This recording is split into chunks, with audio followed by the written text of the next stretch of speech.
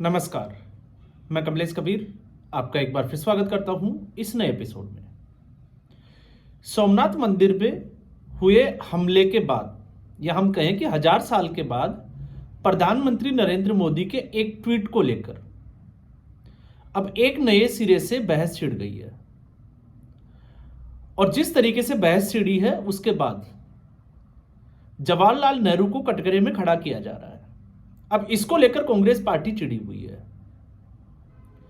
अब ऐसी स्थिति में, क्योंकि ये एक बहस का मुद्दा है या नहीं है, मुझे लगता है कि हर किसी को इसके जानने का अधिकार है। और दूसरा, जब जब इतिहास की बात होती है तो इतिहास में हर वो जिसको वाक्य हम कह सकते हैं वो वाक्य हमारी आंखों के सामने हो जाता है और उसकी सच्चाई जो है वो लोगों के सामने आनी भी चाहिए। तो अगर सोमनाथ मंदिर की हम बात करें तो भगवान शिव के 12 ज्योतिर्लिंगों में एक सोमनाथ गुजरात में स्थित है, सबको पता है। और उस मंदिर में पहली बार जो हमला किया गया वो हमला हुआ मोहम्मद गजनवी या हम कह सकते हैं मोहम्मद गजनी 1026 में। तो अब 2026 है तो आप अंदाजा लगा सकते हैं कि उसके 1000 साल पूरे। और जिस वक्त इस मंदिर पर हमला किया गया वहां के जो पुजारी थे उनको बंदी बनाया गया। जब उन्होंने रिक्वेस्ट की कि इस जो शिवलिंग है उसको खंडित नहीं किया जाए, बावजूद इसके जो है वो शिवलिंग को खंडित किया गया और लगभग 6 टन के आसपास सोना लेकर, या हम कहें कि सोना लूटा गया इस मंदिर से। तो इसमें आज जो है वो कई बार मुस्लिम आक्रांताओं की जब भी बात की जाती है तो कुछ लोग शायद इस बात से चिढ़ जाते हैं। तो आप सोच कर देखिए, जो लुटेरे, डकैत, डाकू, आप उसको क्या बोलोगे? जो भूखे मरने की स्थिति में थे वो भारत में आए, भारत में आकर वो यहां के मंदिरों को, यहां के लोगों को लूटने लगे। तो आप उसके लिए किस शब्द का इस्तेमाल करेंगे? और दूसरा, जो लोग चिढ़ते हैं उनके लिए भी यह जरूरी है, क्योंकि जो आक्रांता आए वो कितनी संख्या में आए थे। और फिर उसके बाद में जो कन्वर्जन हुआ, जिसने धर्म परिवर्तन की चड्डी पहनी, अब आज वो लोग जो है वो अंगुली उठा रहे हैं कि ऐसा जो है वो नहीं बोलना चाहिए। फिर उसके बाद में जब हम 1026 की बात करते हैं तो आप आ जाइए 1299 में, जब सोमनाथ मंदिर पर दूसरी बार हमला हुआ। और इस बार मुस्लिम आक्रांता थे अलाउद्दीन खिलजी। अलाउद्दीन खिलजी के बाद में 1395 में गुजरात सल्तनत के जफर खान, उन्होंने भी यही काम किया, मंदिर लूटा, आग लगा दी गई। और फिर उसके बाद में 1451 में आ जाइए, एक बार फिर गुजरात सल्तनत के महमूद बेगड़ा।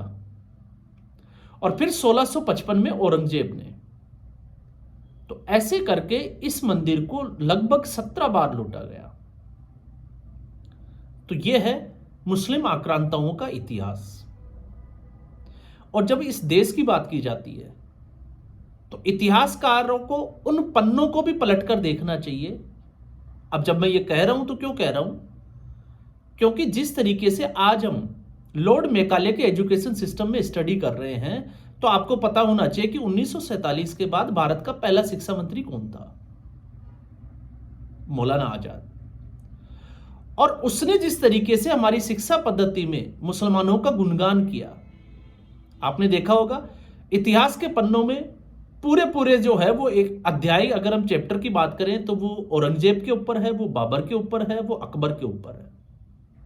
लेकिन बड़ी ही चालाकी के साथ, जब मैं ये कहता हूं कि चालाकी के साथ, तो ये इतिहासकार इतिहास के पन्नों में ये पढ़ाना कैसे भूल जाते हैं कि सन 1700 से लेकर 1750 या 1760 ईस्वी तक इन मुसलमानों के साथ क्या हुआ। क्योंकि उससे पहले का जो इतिहास है, जो लुटेरे थे उनको बहादुर दिखाने का इतिहास जो है वो दिखाया जाता है कि किस तरीके से भारत में ये एक के बाद एक राजाओं को जीतते चले गए या समझौता करते चले गए और एक के बाद एक सल्तनत के ऊपर कब्जा करते चले गए। लेकिन 1700 से लेकर 1750-60 तक इनकी क्या दुर्गति हुई, आपको एक भी इतिहास के पन्ने में यह देखने को नहीं मिलेगा, पढ़ने को नहीं मिलेगा। तो उसके लिए आपको इतिहास को उठाना पड़ेगा। और यह तो मैं इसलिए कह रहा हूं क्योंकि मुझे लगता है कि यह जानकारी जो है वो हर किसी के पास होना चाहिए कि इनकी दुर्गति कैसी हुई और आज आप देख लीजिए, जिन मुस्लिम आक्रांताओं के लोग जो है वो गुणगान गाते हैं, आज उनकी स्थिति कैसी है। आज भी वो जो है वो पंक्चर लगाने के, कबाड़ी के, या फिर जो है वो एक गली से दूसरी गली में रेडी लग जो है वो फेरी काटने वालों के ही काम क्यों करते हैं। तो आज भी उनकी स्थिति में कोई खास जो है वो बदलाव नहीं हुआ।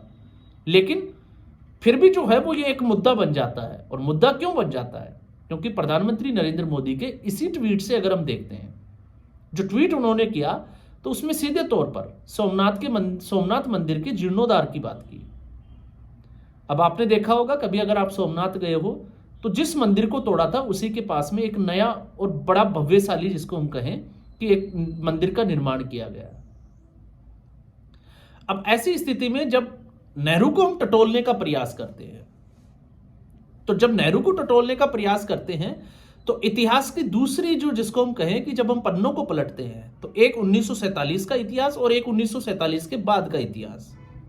और बाद के इतिहास में जब हम बात करते हैं तो आज के बुद्धिजीवी, जिनको हम अर्बन नक्सल भी कह सकते हैं, हम उनकी बात कर सकते हैं। अर्बन नक्सल मैं इसलिए कहता हूं, जिस तरीके से इतिहास को तोड़ा मरोड़ा गया।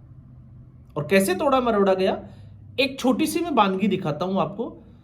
1969 के बाद में मैं कई बार वीडियो में चर्चा भी कर चुका हूं कि किस तरीके से इंदिरा गांधी ने लेफ्ट पार्टियों की मदद ली। और लेफ्ट पार्टियों की जब मदद ली तो हमारे जो शिक्षण संस्थान थे उनको लेफ्ट के हवाले कर दिया। और उसके बाद सिर्फ और सिर्फ गांधी परिवार को बहुत बड़ा दिखाया गया और बाकी सबको जो है वो बोना कर दिया गया इस परिवार के सामने। तो क्या पहला सवाल ये उठता है कि महात्मा गांधी और दूसरे, क्या पंडित जवाहरलाल नेहरू ने ही इस देश को आजादी दिलवाई है?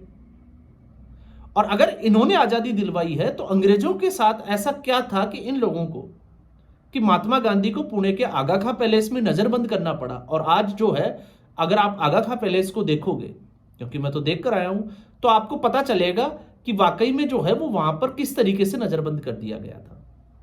और दूसरी तरफ वीर सावरकर, जिनको गाली दी जाती है, अंडमान निकोबार की एक छोटी सी सेल में, जहां पे मलमूत्र भी त्याग करना, वहीं पे सोना है, वहीं पे जो है वो खड़े रहना है, और वहीं पे जो है वो एक कटोरी पानी, और दिन भर जो है वो कोलू के बेल में चलाना। तो अगर सावरकर से, या सावरकर अंग्रेजों के साथ मिले हुए थे, तो फिर इतनी यातनाएं देने की जरूरत क्या थी? तो यातनाएं तो फिर महात्मा गांधी या पंडित जवाहरलाल नेहरू को देनी चाहिए। और इतिहास में आप गूगल को सर्च करिए, इतिहास के पन्नों में किस तरीके से जवाहरलाल नेहरू की बात की जाती है, कि माउंटबेटन के साथ जो है वो छुट्टियां मना रहे थे हिमाचल प्रदेश में, शिमला में। और फिर उसके बाद में अगर आपको इतने से भी जो है वो जानकारी अगर कम हासिल होती है, तो लेडी माउंटबेटन, या हम कहें कि एडविना, उनकी जो बेटी थी पामेला हिक्स, आप उनकी किताब जरूर पढ़नी चाहिए। और उस किताब के पेज नंबर 118 से लेकर पेज नंबर 200 तक आते आते आप समझ जाओगे कि पंडित नेहरू के लॉर्ड माउंटबेटन के परिवार के साथ रिश्ते कैसे थे। अब चूंकि हम लोग अगर बात करें तो उसका थोड़ा अलग होता है, लेकिन अब मैं इसलिए कह रहा हूं कि इन जो शिक्षण संस्थानों से जो पढ़कर निकले, उनका किस तरीके से ब्रेन वॉश किया जाता है, और वो किस तरीके से जो है वो जनता को गुमराह करने का काम करते हैं। जैसे आपने देखा होगा, आजकल एक पत्रकार, जिसको आशुतोष, जिसको कालूतोष भी कहा जाता है, काशीराम ने थप्पड़ मारा और थप्पड़ ने आशुतोष की जिंदगी बदल दी। अब उसी आशुतोष की अगर आप देखोगे तो इस वक्त आशुतोष के सपने में जिस तरीके से मुन्ना भाई एमबीबीएस में एक तरीके से संजय दत्त को केमिकल लोचा हो जाता है, क्योंकि वो गांधी को ज्यादा पढ़ लेता है, तो ठीक वैसे ही जवाहरलाल नेहरू को ज्यादा पढ़ने की वजह से आशुतोष के भी केमिकल लोचा हो गया। और आशुतोष को अब यह भ्रम हो गया कि नेहरू का जो असली वारिस है वो आशुतोष ही है। तो आपने उसको देखे होंगे, समय के साथ उसने डीपी पर नेहरू की जो है वो फोटो भी लगाई। और टीवी डिबेट्स में तो आपने देखा ही है उसका स्तर क्या है इस वक्त।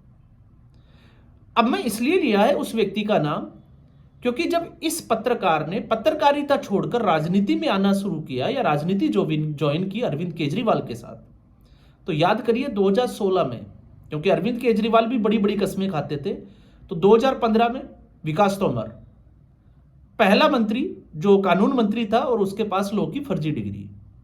और फिर दूसरा मामला आता है महिला एवं बाल कल्याण विकास मंत्री संदीप कुमार का। तो संदीप कुमार का एक वीडियो वायरल होता है 2 महिलाओं के साथ, और फिर उसके बाद में आपको पता है खबर चलती थी यौन शोषण की, राशन कार्ड के बदले। उसको डिफेंड करने के लिए एक ब्लॉग लिखा था आशुतोष ने, और इसी आशुतोष ने, आप उस ब्लॉग को उठाकर पढ़ोगे तो आपको अंदाजा लगेगा महात्मा गांधी का सरला चौधरी के साथ में, साबर आपको पता ही होगा, रविंद्रनाथ टैगोर के आश्रम से। और इसके अलावा बकायदा अगर आप उसको पढ़ोगे तो आपको मिलेगा कि नेहरू का अनेक औरतों के साथ जो संबंध था। अब आशुतोष का ऐसा क्या हृदय परिवर्तन हुआ या ऐसा क्या पढ़ लिया कि उसको अब जो है वो नेहरू के अलावा कुछ दिखता नहीं है। तो इसलिए मैंने कहा है कि 1947 तक मुस्लिम तुष्टीकरण और उसके बाद में जिस तरीके से लेफ्ट विचारधारा का कब्जा इन शैक्षणिक संस्थानों पर, इसी वजह से आज हम लोगों को जो है वो जो सही जानकारी मिलनी चाहिए थी उस जानकारी से हमें दूर किया गया जानबूझकर। और फिर जब हम इसकी बात करते हैं प्रधानमंत्री नरेंद्र मोदी के इस ट्वीट की, तो आपको यह भी पता होना चाहिए कि उस वक्त प्रधानमंत्री जो जवाहरलाल नेहरू थे वो इस सोमनाथ मंदिर के जीर्णोद्धार से बिल्कुल पीड़ा में थे। उनको बड़ा दुख था कि इसका जीर्णोद्धार क्यों हो रहा है। और यहां तक कि जो देश धर्म के नाम पर बना हो, धर्म के नाम पर जिसकी जो है वो नींव डाली गई हो, उसके प्रधानमंत्री लियाकत अली को नेहरू जो है वो चिट्ठी लिखकर एक तरीके से सफाई पेश करते हैं 21 अप्रैल 1951 को, सिर्फ इसलिए क्योंकि उनको सेकुलर छवि दिखानी थी। और फिर उसके बाद में अगले ही दिन 22 अप्रैल को इस सोमनाथ मंदिर ट्रस्ट के अध्यक्ष और गुजरात के गवर्नर को एक चिट्ठी लिखी जाती है कि मैं पीड़ा में हूं कि इसमें जो है वो राष्ट्रपति जैसी हस्ती शामिल हो रही है। तो ये है नेहरू। और आपको यह भी पता होगा इससे पहले की अगर आप बात करें तो इसी लियाकत अली को 20 जून 1948 को भी एक चिट्ठी लिखी जाती है और उसमें भी यह सफाई पेश करने का प्रयास किया जाता है कि अलवर में एक दंगे हुए थे जिसमें मस्जिदों की सुरक्षा को लेकर, और यह बोला जाता है कि यहां पर मस्जिदें जो है वो सुरक्षित है। और किसको बोला जा रहा है? पाकिस्तान के प्रधानमंत्री को। आज इस गांधी परिवार से, इस कांग्रेस पार्टी से कोई ये पूछे कि पाकिस्तान में कितने मंदिर जो है वो आजादी के बाद से सुरक्षित रहे, और यहां पर जो है वो किस तरीके से 10 लाख ऐसी प्रॉपर्टीज वक्फ कैसे हो गई, तो वो किसकी देन थी। और उसमें आप सब जब जानकारी हमें हासिल करनी है तो आप पढ़कर देखिए कि तक्षशिला आज रावलपिंडी होकर रह गया, लेकिन आज हमारा जो नालंदा है वो एज इट इज है। तो पाकिस्तान ने क्या किया और भारत में क्या हुआ ये पूरी दुनिया जानती है, लेकिन कांग्रेस पार्टी ने मुस्लिम तुष्टीकरण के चलते इस देश में क्या किया। मुझे लगता है कि समय के साथ इतिहास के पन्नों को पलटना चाहिए और वो जानकारी सब लोगों तक पहुंचानी चाहिए कि किस तरीके से कांग्रेस पार्टी ने मुस्लिम तुष्टीकरण के लिए एक के बाद एक ऐसे फैसले लिए जो आज भारत के लिए समस्या बन गए। और जब मैं ये कहता हूं तो क्यों कह रहा हूं, 2 बड़े उदाहरण 1947 में पाकिस्तान बना और कांग्रेस पार्टी की तरफ से यह कहा गया, सफाई दी गई कि उस समस्या का कोई समाधान था इसके अलावा। तो क्या पाकिस्तान बनने से भारत की उस समस्या का समाधान हुआ? तो आज उसका जवाब है पत्थरबाज। आपको पत्थरबाजी की घटनाओं से समझ में आएगा कि समस्या तो हमारी वैसी की वैसी है। और दूसरा, धर्म के नाम पर दूसरा देश बना तो आज बांग्लादेश से ज्यादा मुस्लिम जो है वो भारत में रह रहे हैं। और दूसरी समस्या, बांग्लादेश जिसको हम पूर्वी पाकिस्तान कह सकते हैं, पश्चिमी पाकिस्तान के कब्जे से उसको आजाद कराना और यह कहना कि हमने उस समस्या के हल के लिए एक नया देश बनाया, तो उससे अच्छा तो उसको भारत में मिला लेते। 4000 सैनिकों की बलि देकर 93,000 सैनिक पाकिस्तान के बंदी बनाकर आप ये कहो कि वो उस वक्त उस समस्या का समाधान उस आयरन लेडी ने किया, तो आज बांग्लादेश जो है वो भारत को किस तरीके से आंख दिखाता है और बांग्लादेश हिंदुओं के साथ क्या कर रहा है, तो मुझे लगता है कि वो भी हमें समझना चाहिए। तो आज के एपिसोड में बस इतना ही। उम्मीद करूंगा वीडियो एपिसोड आपको पसंद आया होगा। वीडियो को लाइक करें, शेयर करें, चैनल जरूर सब्सक्राइब करें। धन्यवाद।